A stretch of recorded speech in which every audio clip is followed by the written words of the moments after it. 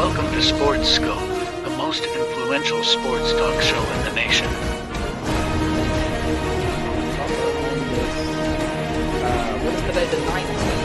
Stay tuned for updates and great sports content. Hello, everybody. Welcome to Sports Scope. I'm your host, Robert Butler. On this 30th day of July, a lot of teams now in the NFL have went to padded practice. Now, there's only 16 with the new collective bargain agreement. Not really good for teams like the Titans who need to develop new offensive line personnel, in my opinion. But we do have 16 padded practice. The first one was today. I want to have Rich Ferris come in from the Titans Flagship 104.5 The Zone. I'm going to ask him, there's a big fight in practice today. Got talked about on the internet with a few prominent players of the Titans, and really ticked off Bill Callahan, the head coach there. So going to talk about that. Tua signs a big contract since the last time I've talked to you, all over the weekend. So did Jordan Love. Going to go over those. I've got a few other tidbits and whatnot. I will touch on them when I get back. Stand by. We'll take our first and only break. There's going to be a few announcements here on these breaks, so just kind of bear with me. And as soon as we get done, I'll come back and hit the ground running here on the Real Sports Scope. Hello, Sports Scope followers. The program has seen tremendous growth since going 5 days a week. I just wanted to thank everybody for your cash contributions and sharing the program with friends and families. Just a reminder, if you want to contribute to the program, go to the Cash App, the cash sign, and Sports Scope. There are other ways to contribute to the program listed at the bottom of the screen. If you want to advertise on the program, go to sports, that is sports with an S, another S, scope, SKOPE, at gmail.com, just like it's listed at the bottom of the screen. Thank you and enjoy the program. I'm Mac, CEO of National Streaming Sports and host of the Mac and Jack Sports Show.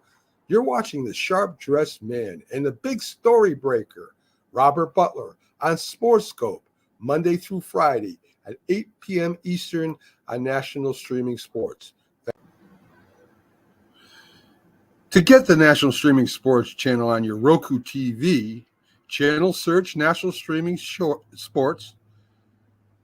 There's the channel search in Roku. There's our logo right on the right, NESSP. Tap on the logo, and it will add to your TV, the channel to your TV. On your laptop, tablet, and mobile phone, download the free Roku app and channel search just like above. If you don't have Roku TV, you have to order a Roku device from the Roku store, hook it up to your smart TV, and bang, you have Roku TV. Again, channel search, National Streaming Sports, click on our NESSP logo, and add the channel.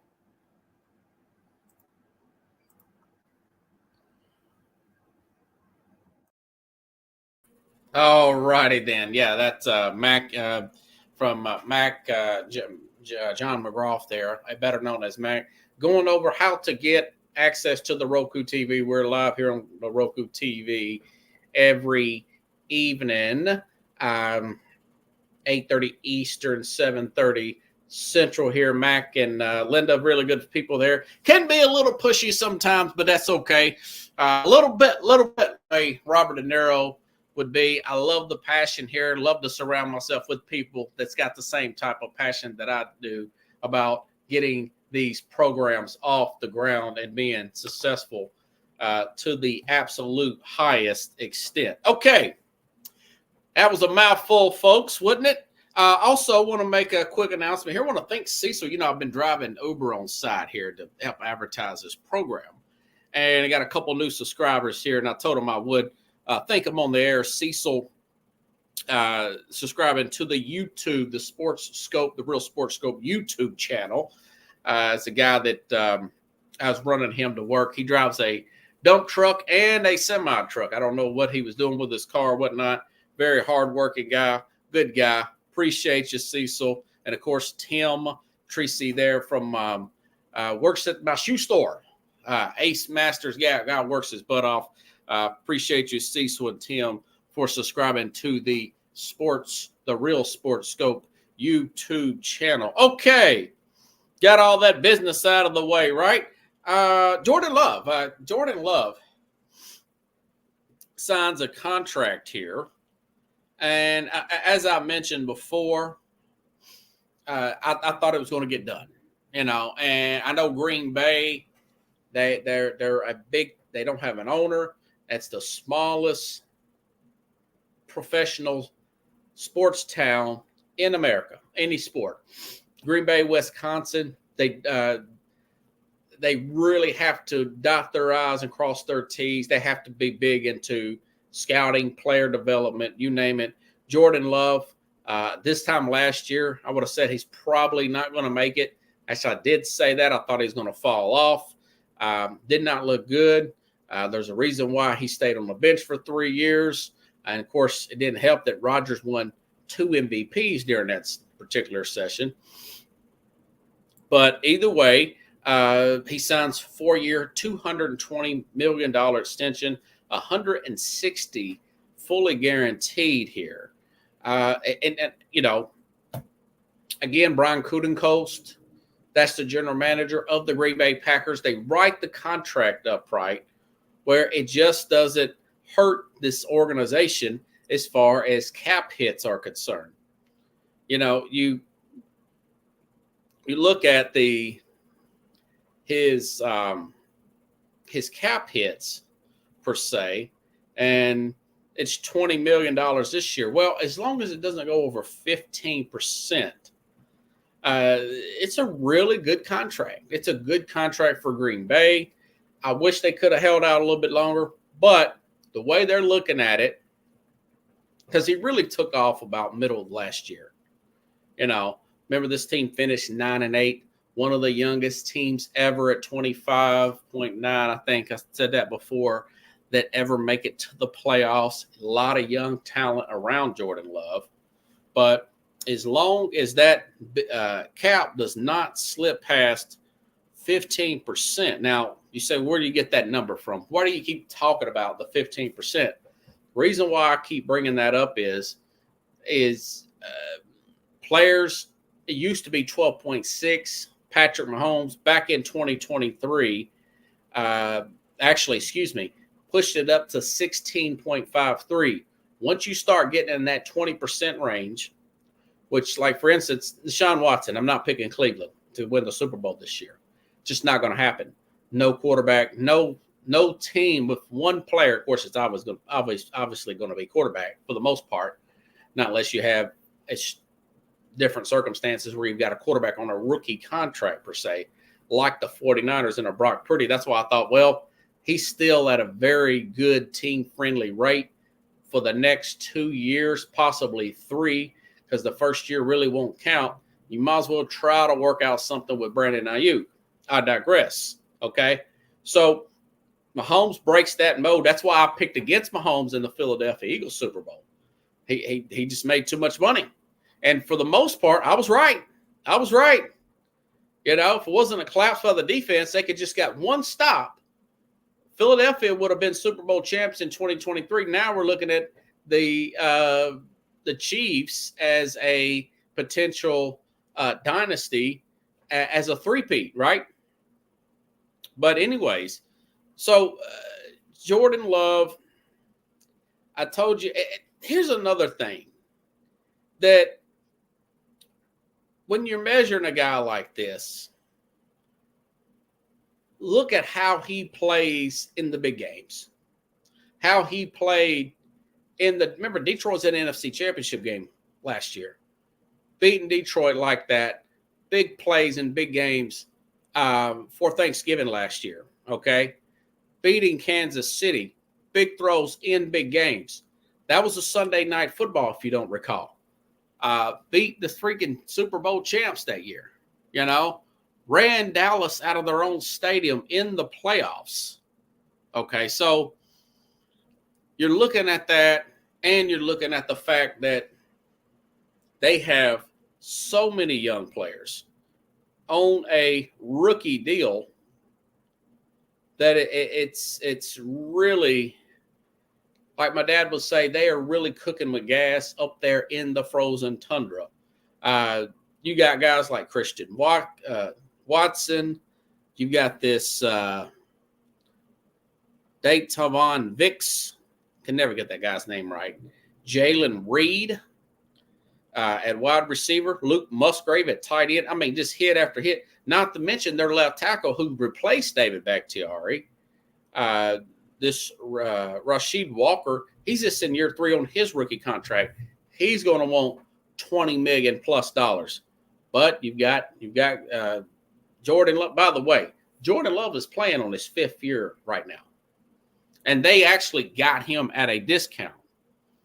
They, instead of picking this 5th year option up, they did not pick the 5th year option up and tested him last year as a full-time starter at a really, really incentivized, team-friendly deal there for his for last year.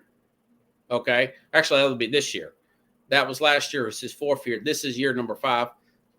They would have had to try to franchise. I don't know what they would have done. Either way, they went on and signed him. This is a young and promising team, and now they've added Josh Jacobs there at the running back position. It's going to be hard to pick against them in the playoffs there, although I do like Green Bay or Detroit, excuse me, in that particular division. It's going to be a hard-fought rival game. I could see one of their games potentially getting flexed out into prime time. Okay, now Tua, everybody working at the same time. So Chris Greer, it's like he said, "Oh, Jordan Love's getting his deal done." Okay, well let's go ahead and get Tua done. Let's go ahead and get Tua done. So let me replay. Let me replay here a quote here from, if I can get his name up here, Scott Morganroth. He was a guest on the program a few weeks ago. I had to tape. He's from the South Florida Tribune. That's his own outlet that he starts. They've got quite a few followers and subscribers and whatnot. Scott has also got a really good book out I've been reading on the weekends. I asked him about the Tua contract situation. It's a little different, to say the least, than the Jordan Love. Listen up. If you're the general manager there of the Dolphins, number one, you already hit the nail on the head. The guy's only had 1 year where he's healthy up, and he played 17 games. You think I'm going to invest that much money into a guy that's only had 1 healthy year, where you better have a really good backup for this guy, because heaven forbid, you know what I mean? He gets hurt again. So, no, I wouldn't pay him. And I think that Tua needs another year. If you have to franchise him, you do it. It's not about hurting feelings, Rob. It's about looking at, like you say, the body of work and the body getting banged up. So I wouldn't pay him that kind of money enough. Now, if he has another year like he did and they get into playoffs again, then you might want to revisit a little bit in terms of the length of the deal. But I think if you were to give him a contract extension now, honestly, I think it's way too premature. So, and I would agree with that. Last year was the only year that he played 17 games, folks. This guy was drafted in the 2020 draft, if you don't recall. Okay, 2019-2020 draft. The year before last, Tua, by the way, folks, if you're talking to me on Facebook, I've done some precautions. It's still not coming up on my comments. If you really want to chat back and forth with me, I know that the YouTube channel, the Real Sports Scope YouTube channel, you can go on there and comment, and I can go back to you, and we can share back and forth there. And another quick announcement here. It is thundering here. We could get knocked off the air. We've had some wild storms here in the Nashville, Middle Tennessee area all week. So just kind of bear with me on all fronts here, okay? All right. Anyways, so Tua, 17 games last year, all right? The year before that, remember the concussion he got in the Buffalo game. They did get the win, But he got the concussion, thought he was going to be okay. He gets slammed again on that Thursday, short week, on the Thursday night game, and he can't get a feeling in his hands. The cameras saw that. Looked like he may have had some kind of nerve damage. He was diagnosed with another concussion, missed several weeks due to that concussion. Possible talks about Tua retiring. All that happened in 22. Now, again, last year, played all 17 games. They did lose 28-7 to Kansas City in the playoffs. I mentioned the fact that the Dallas Cowboys was the only formidable team, I want to say, that they beat last year. You know, they looked great in September, early October, kind of fell off a little bit last year, you know. So, got to call balls and strikes. I would have let Tua wait a year, but Chris Greer, the general manager down there in Miami, he's thinking about it. Well, the guy's lost a lot of weight. He played 17 games. This system's perfect for him. We've already got Jalen Waddle locked up for a few years extension. We still got Tyreek Hill, who's due another extension, but he will be playing. And by the way, Tyreek Hill, $25, $30 million. I will say this. He's actually lived up to his contract. Most of the time, players do not live up to their contract of that magnitude. But Tyreek Hill of Miami has lived up to that contract. So, like I said, I would have risked paying $4 to $7 million a year to make sure I got my quarterback position right. But that being said, you got to have a clear-cut backup plan at quarterback. It's really hard to find a quarterback in this league that can fill in, plug and play. You can't just get rid of a guy just because you don't want to pay him. I get that. He's a good teammate. He's a hard worker. You start to get all that gist there from that Miami Dolphins locker room, and that's what Greer's looking at. We'll have to watch that one to see how it plays out. Right now, they're going to be a great fantasy. They're about what I initially subscribed them to be once this team started to come together. Once they got fired Brian Flores, brought in Mike McDaniel. I want to say he's from the 49ers, if I'm not mistaken, under Shanahan or Sean McVay. Either way, once they put him in there, made the big trade there, got Tyreek Hill, which Kansas City wins in 2 Super Bowls afterwards, go figure. And I said, this team will look great early in the season, and they'll fade late. And the old adage is, listen to your first instinct, right? So see how that one plays out there. By the way, I was talking to Scott the other day, Scott Morganroth, out of South Florida Tribune. His office is Deerfield Beach, very close to Miami area. And he made an interesting point. He says, the Miami Dolphins haven't won a playoff game since 2000. 24 years, that's Jimmy Johnson's team. Have not won a playoff game since 2000. They're really starving for playoff success. Maybe they get hot this year. Buffalo, something happens to Josh Allen, who seems to have had their number more often than not. The injuries, which I think will catch up with the Jets. They get the home game. Maybe they can get that pivotal monkey off their back of not having won a playoff game in 24. I mean, wow. The great Miami Dolphins. Who would have thought?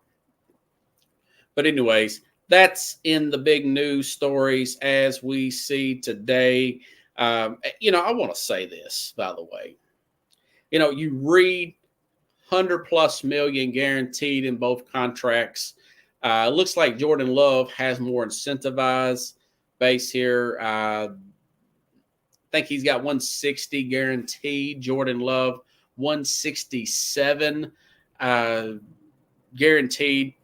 Less incentivized base, but more guaranteed money for Tua out of Miami, okay? And this money right here, people seem to have a lot of pity for the players here. And there used to be a stat. I read it, different quotes, different stats about NFL players less than 2 years out of the league. Anywhere from 78 to 85% of them are broke. Okay. Now, if you get, I'm talking 160, any quarterback that's starting in the NFL that gets a second contract in the NFL with the programs that the NFL are offering, financial literacy programs, you name it. If they go through that 100+ million, even after taxes, even after agent fees, what 3%, whatever. If you go through that within 2 years out of the league, that's a you problem. Did you get involved in some kind of crypto scam or something like that? That's a you problem. I have no empathy for these guys. I know that they get debilitating injuries that last a lifetime and whatnot, but the money has ballooned so much in the NFL. There's so much education there. And listen, I know it's hard to get there, folks. I've had Kavarius Tears on the program. Now, I think he's gotten a little bit of big head now. He don't want to come back on, which is fine. But I remember his mother telling me of him flying out of town to camps by himself as a 16-year-old, a 17-year-old, flying across the country, going to these baseball camps, okay, taking them, but getting their physicals done, buying the equipment, taking them to practice. Tremendous sacrifice of time. Like Nick Saban said, you want to be great at something? Well, you got to give something else up because it takes time to become great. So I do want these players to get as much money as they possibly can. And right now, the NFL, I mean, you're paying wide receivers $34 million a year. You're gonna a top 60 million or 55 and some change there for quarterbacks. So, and that's per year. And a lot of this is, and my thing is, it's not about paying the player less. For the fact that I study this so much, reading, it's really how the general manager puts in the cap hits, how his capologist assistant or whatever works those particular deals. For example, this Jordan Love deal is good. It does not go over towards the very end. The last year, that fourth year, it balloons out. But the other three, and I mentioned all the players around him. Now, of course, this Tua contract, it's $9.5 million. Really, the Miami Dolphins should go for it this year because that's when balloons year 2, 3, and 4. Okay, it pretty much balloons immediately after this, But think about the NFL. It's not like Major League Baseball, and really not like the NBA. If you sign a bad contract, you can get out of it. I just mentioned last year, the Rams had $70 million in dead cap money they could not do. They were hamstrung. And they got the playoffs anyways. They had to get and almost beat the Lions. Got to the playoffs anyways and almost beat this Lions team. So really, it's who you pay, and it's how you structure that contract. Obviously, you want to pay the quarterback, but I'm trying to talk to the quarterback and say, hey, listen, man. By the way, Patrick Mahomes, $45 million. So he's making less than Lawrence, Joe Burrow. I just mentioned Tua now. Jared Goff has been re-signed. Jordan Love. And if he wanted to, he could hold out and ask for, but he's looking at the Tom Brady. He's already restructured his contract 3 or 4 times. He's already got 3 rings. His name is so big now that I think Brady's got a $300 million contract. He's got a $300 million with Fox for 10 years, more than what he made as a player. Who was it? Kirk Cousins has made more money than Tom Bleeping Brady. Brady took the pay cuts because he wanted the team around him. As I mentioned before, when the Jalen Brunson contract came out, you never hear players say, man, I cannot believe I left that money on the table.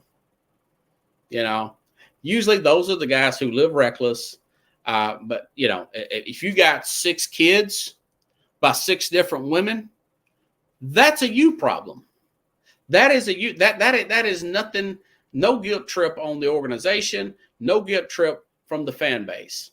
You know. So, anyways, didn't mean to get too far caught up on my high horse there. Rich Ferris looks like he is in the background there. Going to ask him a lot of interesting stuff that came out of the news today. But let me introduce Rich there. He's from the Titans Flagship, 1045 Flagship. Yeah, what does Flagship mean? Some of you don't know. My mom asked me all kinds of questions. What does that mean? What does that mean? You're talking in Chinese arithmetic here. That's the station that carries the Tennessee Titans games. That great voice of Mike Keefe for almost 30 years now. He works for that. He's got a lot of insight here. Going to ask him about this big fight that I read that broke out today, but it could be overrated. That's why I'll bring Rich on the program. Rich Ferris, by the way, I got your microphone, buddy. Yeti, 100. Oh, okay. Microphone, man. Awesome. Got to ask you about this. I've read from 2 different. I know Jim White was one guy. Said it was J.C. Latham and Jeffrey Simmons. But then Arden Key got into it. Did you see that fight this morning? Yeah, there was a couple of skirmishes there. One of the bigger ones was Jeffrey Simmons going against J.C. Latham. Yeah. Pretty early in the practice too. I mean, it was just when maybe the second series of the defense and offense going against each other. Before that, they were all doing their one-on-ones in different position groups. So this was the first full padded practice with the offense and defense going against each other. And it was, like I said, the second series, I want to say, they started fighting, big pile up in the middle there, with Jeffrey Simmons being involved. And of course, if you're an offensive player, you're going to take up for your offensive guys, defensive player, take up for the defensive guys. But it definitely went on for a couple of minutes, and then maybe 2 or 3 plays later, they started up again. And finally, new coach Callahan, which I've been wanting to see some fire out of him. He's very kind of even keel, very, I wouldn't say soft-spoken, but very just, even, like I said, even keel and very, he just talks normal. And I haven't heard him like hollering or cussing at the players yet, and I heard that today. So, he's definitely a different, character than Mike Vrabel was. Yeah. He's just a different personality and all that. But, these things happen in training camp. You look across the league. I mean, there's, it's hot. It's, their first, action in pads and getting physical. I mean, it's bound to happen here and there. You just hope that nobody gets injured in them or anything gets too personal. And so they got separated, and Coach Callahan, was hollering at both position groups, telling them to knock it off. Yeah. It's practice, and pretty much after that it was fine. So just a couple of plays early on in practice once they actually got together. Of course, all the adrenaline and everything going, was super high with it being the first day of pads, and wanting to set the tone. And honestly, I think the offensive line was kind of getting in there and getting after him a little bit, which is very encouraging with this being a new group.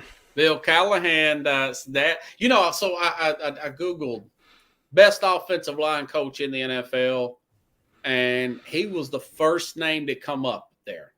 Bill Callahan, very tenured. He's been, coaching for a long time. He's one of the best ones in the league, and has been one of the best ones in the league for a while. And the Titans are very blessed to have him here. Yeah, amen to that, brother. Let me play this. This is from last year. Jim Jeffcoat tells me on this program that he tells me on this particular program that, well, let me just play it, okay? In case practice gets at a low. Training camp stories. He was the guy that broke fights up. No, I was the one who started them sometimes. Jimmy would come over and tell me there's a lull in practice, so I had to start a fight. Jimmy would say that? Yeah.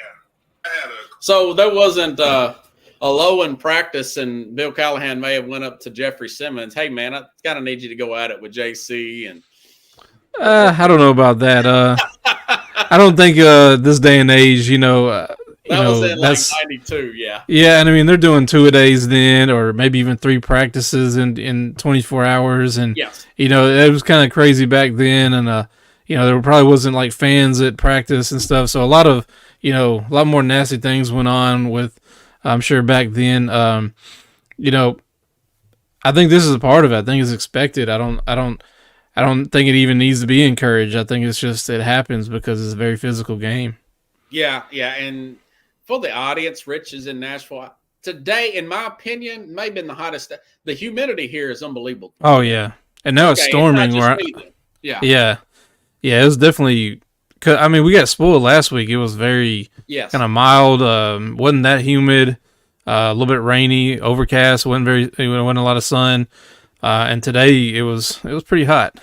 Yeah, and so tempers may have simply flared there. This next question is not clickbait. It really, this is something I know they had the open practice, I think something at the stadium last Saturday, if I'm not mistaken. I'm seeing these videos of being serious here. Malik Willis throwing back shoulder passes here. Is there a real competition with him and in the rest of that quarterback room? I'm hearing he's having a really good camp, but that may have just been some isolated throws there. No, he's definitely looks like a new QB. He's playing very well so far. It's only been a few practices, and but he's definitely been. It's eye opening. Like everybody's noticing it. So whether it's the new coaches and the new scheme fits him better. Not quite sure yet, but he's definitely looks more of a pro quarterback, and we'll see if there's a competition. I don't think he's going to be competing with Will Levis, but at this point, but maybe the backup spot against Mason Rudolph is a battle that we were going to be looking for. Yeah, last year, man, I was thinking. I didn't think I said it on the program. I said I don't think he's an NFL quarterback. I mean, he couldn't complete a pass in a game. And for him to make that transition, man, that's huge. He's definitely a lot. You can tell that the game is not. Slow down. It's definitely slowed down to him, but you can tell that he's going through his progression. He's playing the game like he's an NFL quarterback, where before, even last year, even though he wasn't a rookie, he looked like a rookie. Yes, I do agree. And I do think this new coaching staff obviously is very offensive friendly. Yeah. So it could be just the right fit. I mean, look at how Jake Browning was for the Bengals last year. Yeah. This is the same offensive style, same offensive coordinator, and Callahan's going to be calling the plays. So I mean, it's very quarterback friendly. The offense is going to be, at least right now, seems like it's going to be very exciting to see. What's your thoughts on Will Levis?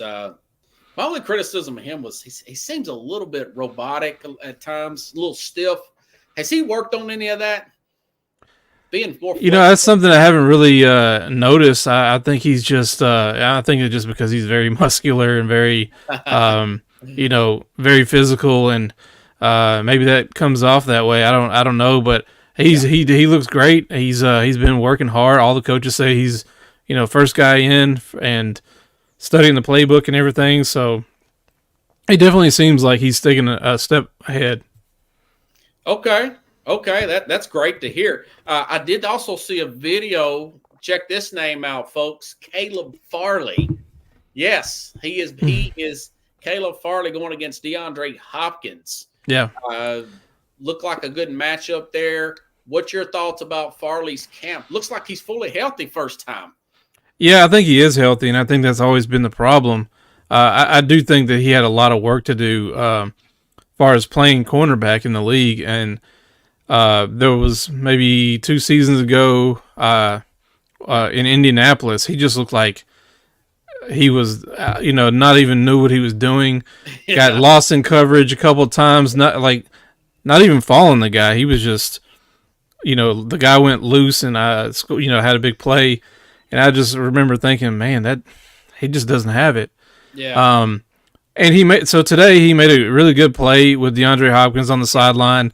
I wouldn't.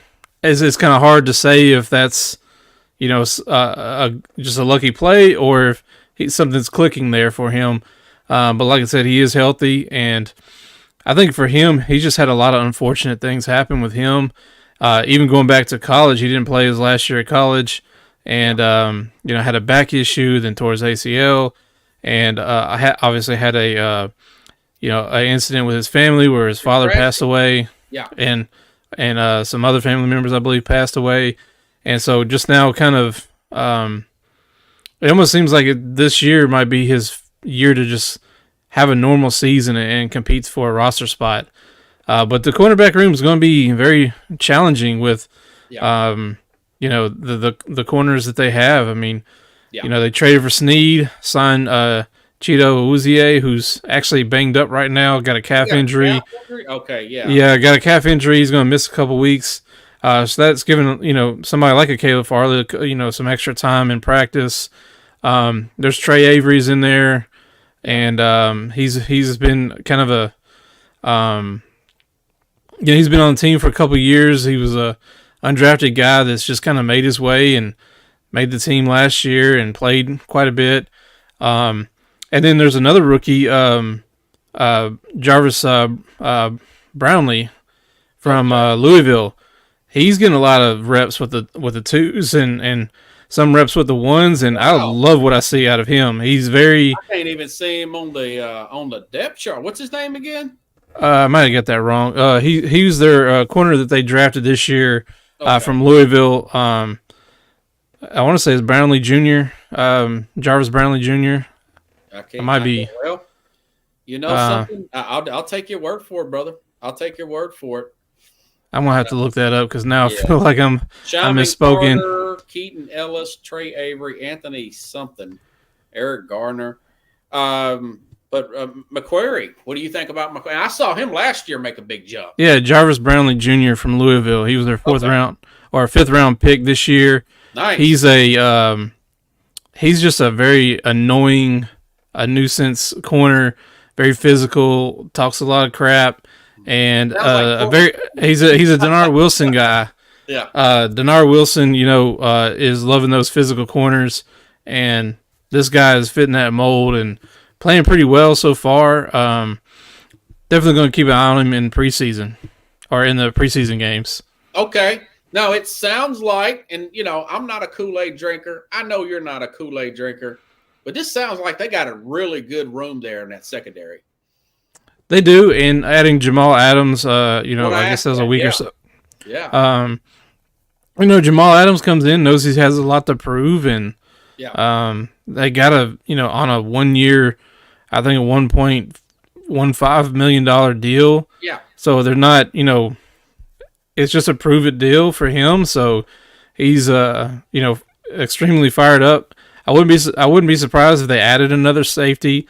I know a lot of people, and even myself, I think before on the show, threw Justin Simmons' name out there. He's still a free agent, and they have about $24 or $25 million in cap space that they can, easily sign somebody like that, even on a 1 year deal. Man, now I thought I did read when they signed Kenneth Murray Jr., the knock on him, he's not good against the run. And I thought maybe they signed Adams to put him in the box to help assist with the run at that safety position. He don't want to play, air quote, linebacker Jamal Adams. Well, I think they'll probably play a very similar role. But Jamal Adams, especially in this part of his career, is going to be a more in-box safety. Yeah. So you could see them being, swapped out, one for the other in those kind of plays. And I think that's what's good about having Jamal Adams is you have a guy like that you can put in situational. I don't think he's going to be your every down starter, for a safety. I think they're going to use him in packages and stuff like that. because both him and Murray are not very good in coverage, or at least what you want out of an elite safety. Okay. He's more of a downhill guy, but is very good, very physical. If he can stay healthy and contribute, that would be a huge plus for the Titans. Yeah. And I heard this defense is good for Murray, though. He feels like he can play more like he did at Oakland. Because Denard Wilson's defense is he comes from the Baltimore Ravens recently, so a very similar. You're going to see the similar defenses that you've seen the last couple of years. Getting the linebackers, going downhill, some blitzing there, physical corners.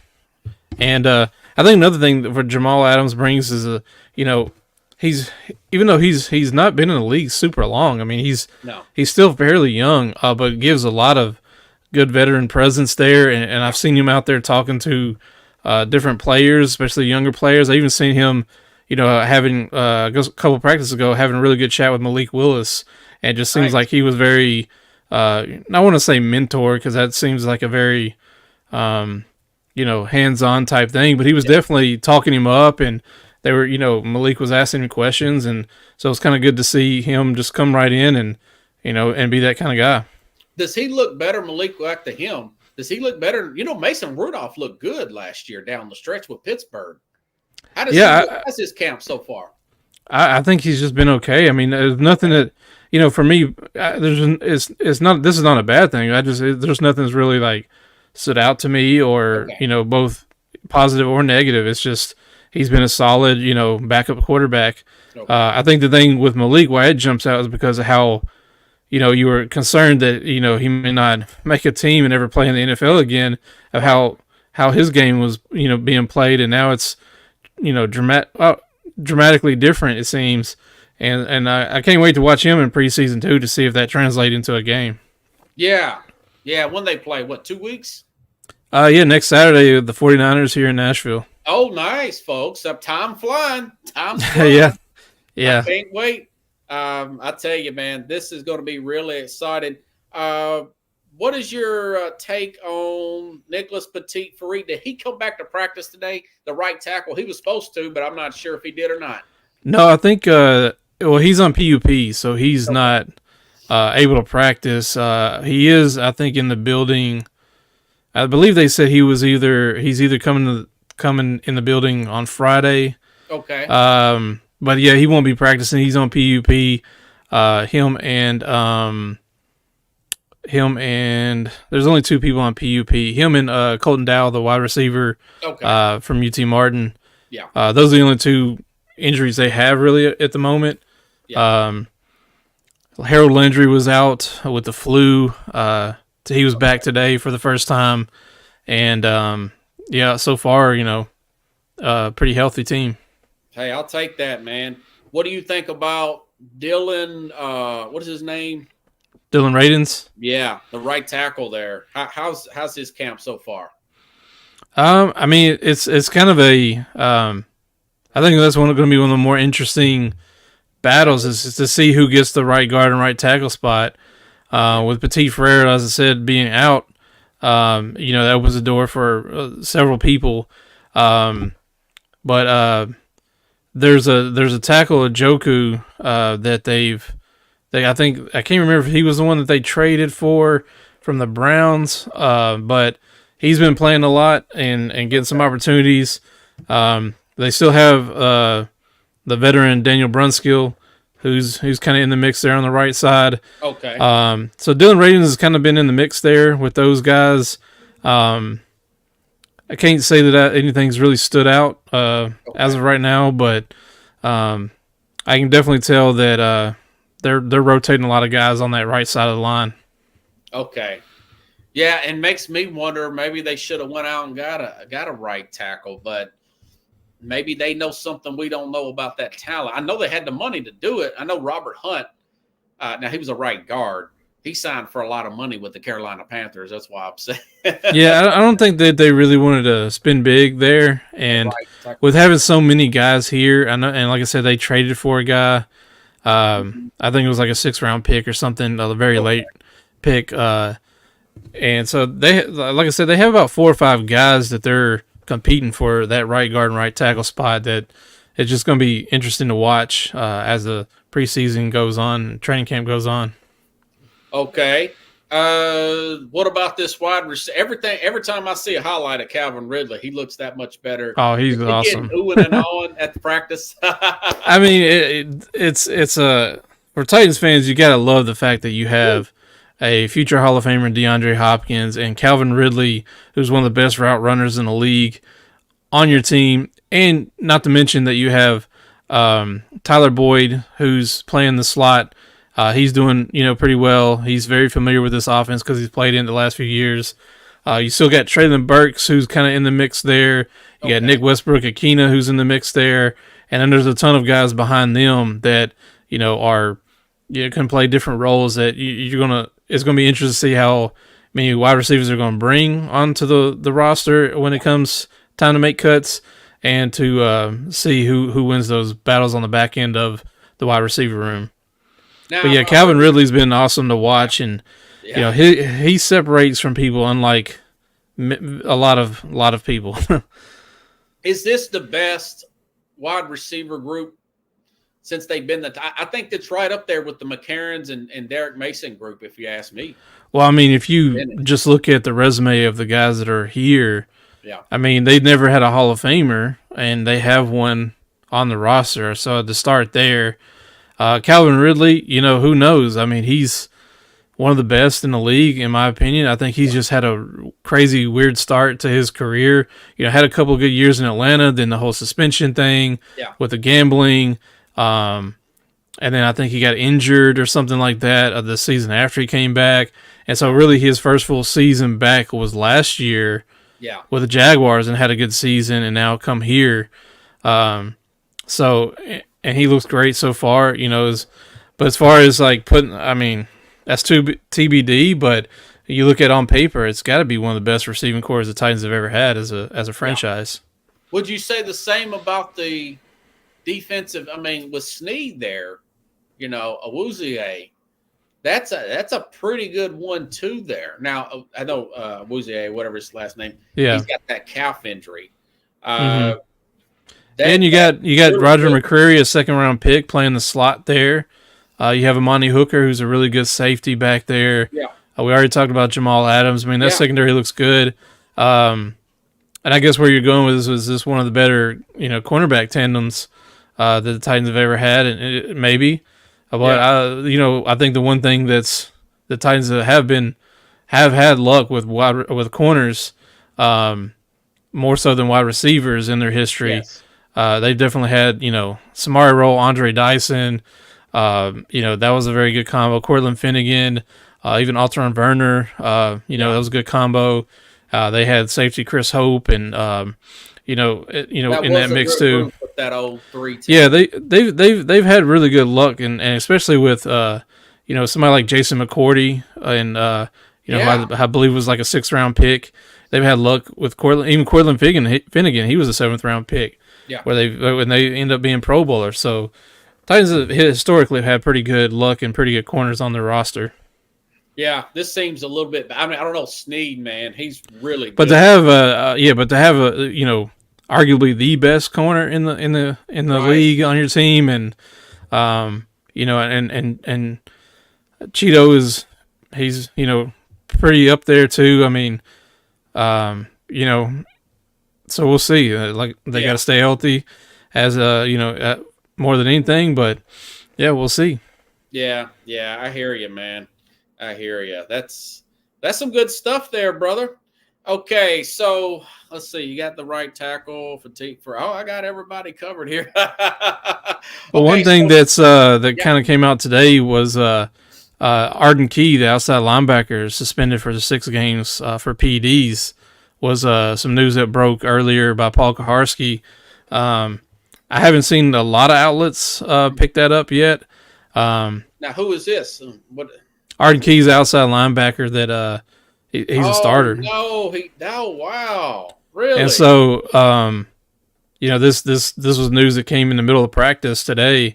That he's Paul, that really speedy edge. He plays some edge, don't he? Yeah, he was he was their outside linebacker edge, I guess you could say, and Wow. came over from Jacksonville. Yeah. He was here last year, but came over from Jacksonville and played here last year. And we signed a 2-year deal, so he's in the second year of that. But he'll be if everything holds up. I don't know if he's appealing or what.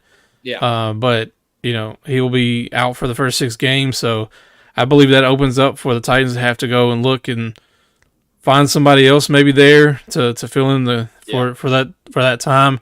They have Rashad Weaver, who was a 5th round pick from Pittsburgh, a few years ago. Yeah. That's always been kind of a pretty decent role player, hasn't really been a starter or anything. That gives opportunity to him. It gives opportunity for Caleb Murphy, who was an undrafted guy that came from Ferris State, who I think had the most sacks in a season for a college player in D2 or whatever, who I thought had some good moments last year. But that, like I said, I have a feeling that opens the door for them to have to go and sign somebody like a veteran like Carl Lawson that's out there. There's not a lot of edge guys that are out there that are available. Ngahu, does that ring a bell? Is he still out there? Yannick Ngahu. Oh, and Ngakoue, yeah, he is, but he's still banged up because he broke his ankle, I think, like week 16 last year. But he is a free agent, but I don't think that he's healthy. Okay. I was wondering what was up with him. Yeah, he was with the Bears last season. He's been an amazing player in the past. I mean, he played some really good years with Baltimore, and I know at least one other team I can't think of off the top of my head, but I think he's a free agent. But like I said, he's got a broken ankle that I think is still healing since he had a late injury. But yeah, those are the two top names that are out there. Tyus Bowers is kind of a name, but he's been injured for the last few seasons. Only reason why I bring his name up is because he played in Baltimore. There may be some ties with Denard Wilson, but I don't know if the guy's healthy. Doesn't seem like he's been able to play the last 2 seasons. There's not a lot, like I said, there's not a lot of edge guys out there available, but Carl Lawson makes a lot of sense. Is Carl Lawson available? He is available. Wow. And I believe he's missed some time last season. 29 too. He's not too old. He missed some time last season, but there were some possible ties with him playing for the Bengals before he played with the Jets, and maybe some ties there with Callahan. But those are kind of your best available to sign at the moment. Man, I was just gonna say Titans dodged a bullet. Dino Autry with Houston. Yesterday he got a 6-game suspension for PEDs, and a lot of Titans fans might have been out there, kind of laughing about that, and then today, boom, there's. I think I was one of those guys, man. I shouldn't have done that. Something told me, Richard, not to laugh at that. Yeah. So. Yeah. Well, we'll see what got an edge. Yeah. But in all honesty, I mean, I'd be open for a Carl Lawson to come in, and even with Arden Key coming back, I mean, I think that's a veteran that's had some really good years. That I think before his injury had a 7-sack season. Yeah. With the Jets, so I'm sure Rand Carthon's on the phone trying to figure some stuff out. But like I said, that news got broke earlier today. I hate that. I really do. Because I don't know if Harold Landry, is he practicing? Yeah, he was back to practice today. He had the flu, so he missed his last year injury. He's good. Oh, he wasn't injured last year. He played all last year. He got injured last year. No, he had a really good year last year. Okay. The year before that, he tore his ACL in training camp. It was. Yeah. But he had I want to say he led the team in sacks this year, or between him and Danico Autry. Yeah. What do you? They both. Yeah. What about Sweat, the second-year rookie out of Texas? Devondre Sweat. Yeah.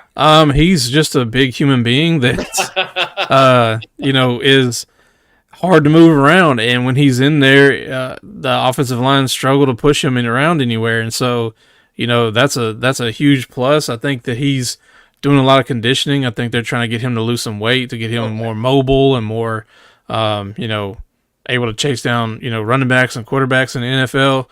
So they've had there's been a lot of talk about him and his conditioning and stuff like that. Okay. Don't know exactly, what that is. The Titans haven't really, come out and said, yeah, this is what we're doing with him. He's been out there in training camp, but like I said, he's a big body that next to Simmons is a good thing for the Titans. That's what I was excited for. Him playing beside Simmons. That could be the John Henderson, Albert Haynesworth, like Tennessee had the college team 20 years ago.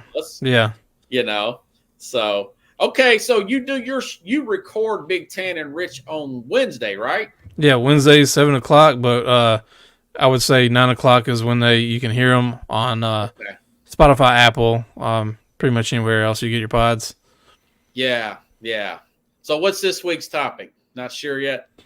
Training camp, maybe? We'll probably talk a little football. We've been watching a lot of cool different TV series. Okay. Some movies. Probably talk about. So there'll be some movie and TV talk. We'll talk about some football, and maybe a little bit of Olympics. That's been kind of interesting to watch over the last. I didn't even have an opinion on that yet with that Last Supper thing. They slid that right past me. And I said, that picture looks familiar. I can't put my finger. And then go on the internet, and it's like, okay, these mother bleepers. Man, I'll probably talk about that tomorrow on this show. Yeah. Between that and the Pete Rose documentary is really good. I don't know if you got HBO, but the Hard Knocks, or the front office, it's the best, man. I'm gonna watch that episode here later tonight. Because they're finally at the draft, and I was kind of ticked off because I felt like the last episode was too much of a filler episode. Yeah, like I wanted to see the draft, and you have this whole episode that's like the day of leading into the draft, where all day they're just kind of, piddling around, checking their board, and you're just like, all right, come on, let's just get to the draft. And so I finally, that episode is today, so I'll watch that a little bit later. I've got it. It's set to record on mine. And when I saw that, I thought I brought this up with the Mad New Yorker who comes on Friday. We're not too far off as fans, because when what's his name, Shin was breaking down, this team is expected to. We're pretty close to what they're, just by judging through different mock drafts and whatnot, to what they're doing there in the front office. I mean, it's not too far off. You would think it'd be some space age stuff, but no, not really. Not really. Are you talking about as far as predicting their picks? Yeah, predicting the picks, and if they go with this player, we go with this player.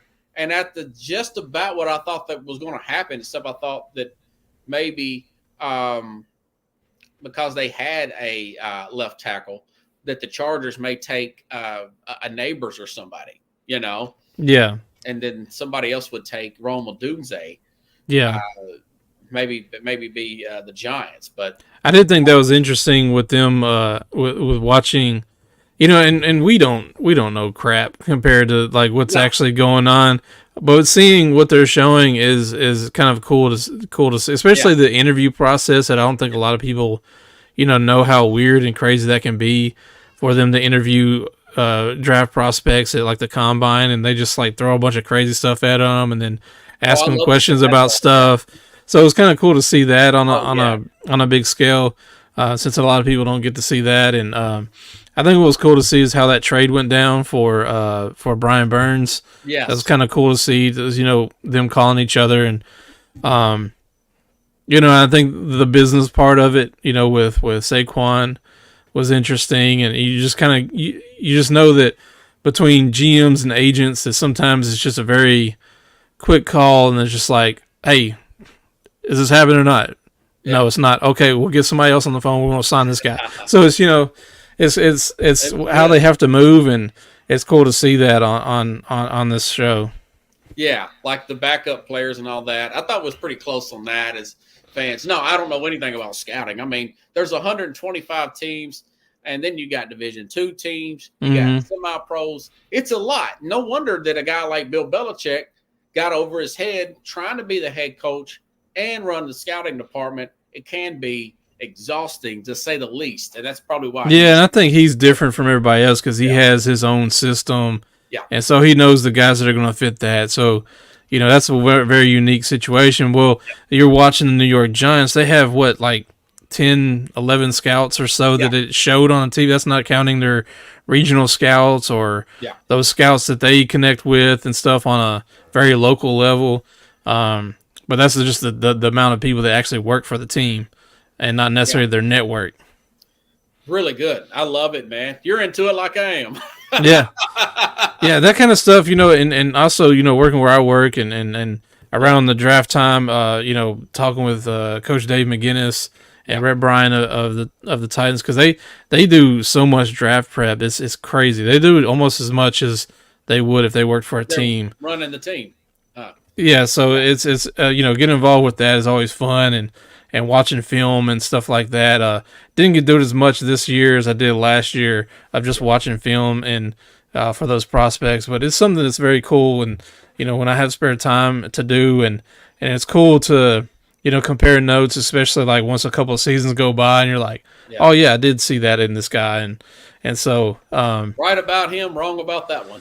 Yeah, I'm hoping that I'm still right about Traylon Burks because he was one of my favorite receivers in the draft that year. We'll see. I think he's got a shot to get favorable coverage. Man, I'm over the limit. We get to talk about draft talk and to go way over. I appreciate you coming on, and keep me updated, buddy. If you see anything big, just send me a message like you did last week or whatever. Yeah. Especially before the regular season starts. We'll definitely do that. Yeah. Sounds good, man. Thanks for having me. And all right, brother. Rich we'll Ferris, talk soon. everybody. Thanks, buddy. All right.